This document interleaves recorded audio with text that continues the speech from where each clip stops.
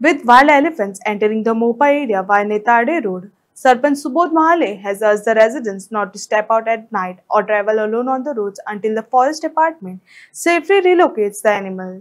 नमस्कार, हांव सरपंच सुबोध महाले तांबोशे मोगुगवे गांव. आयज आमकां लक्षात सगळ्यांनी पेपरारूय वाचला आणि सगळ्यांच्या सोशल मिडिया आणि इतर माध्यमांतल्यान लक्षात येयला की एक 10 वर्साचो हत्ती नाव ओमकार हो महाराष्ट्रांतल्यान आमच्या मोपा गांवांत त्यांनी प्रवेश केला आणि आयज फुल आमचे चीफ कन्झर्वेटर मागीर RFO सगळे पेडण्याचे आमच्या फॉरेस्ट डिपार्टमेंटाचे सगळे पदाधिकारी आसा त्यांचे सगळे मॅन पॉवर आसा ती सगळी आयज हांगासर डिप्लॉय केल्ली आसा त्या हत्तीक परत धाडपा खातीर महाराष्ट्रांत. आणि तो 10 वर्साचो असल्या कारणान जशें आमकां तांच्या कडल्यान समजता की तो तसो डॅमेज करपाक किंवा कोणाचेर हल्लो करपा सारकी परिस्थिती ना, पूण जर यदा कदाचित कोणें तोंडा फुड्यान मेळ्ळो जाल्यार कॅज्युअलिटी जावपाचे चान्सीस आसूं शकतात. सो ताका लागून लोकांक एक आमी अवेअरनेस करपा खातीर आवाहन करता की तांच्यांनी खंयच रातच्या टायमाचेर शक्यतो आयचो दीस तरी जो पर्यंत आमकां कन्फर्म जायना की तो रिटर्न महाराष्ट्रा पावना तो पर्यंत घरांतल्यान भायर सरचें न्हय. जितले अवॉयड करपाक शक्य आसा तो करचें.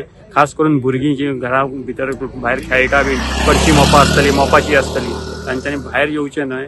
आणि जाणट्या मनशांनी जे खंय तरी आमच्या बागायतीन आसूं किंवा काजू बागायतीन आसूं जे वयता बी जाल्यार मातशें एका दिसा खातीर तांच्यांनी अवॉयड करचें हें जो पर्यंत कन्फर्म जायना की तो हत्ती रिटर्न बॅक महाराष्ट्रान गेलो म्हणून. सो एक परत एक फावट हांव ह्या माध्यमांतल्यान सगळ्या लोकां कडेन मागता की तांचे जर वरांड्यान भायर जे लायट्स बीन आसात जाल्यार रातचे ते ऑन करून दवरचे. सो लायटी कडेक तो येवचो ना, हेका लागून एक तुमी काळजी घेवची.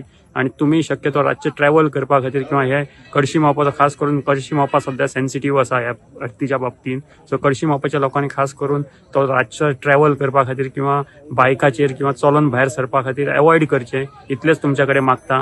आणि वन्स एकदा तो हत्ती रिटर्न बॅक गेलो काय आमची ही जी चिंता आसा ती मिटतली. देव बरें करूं.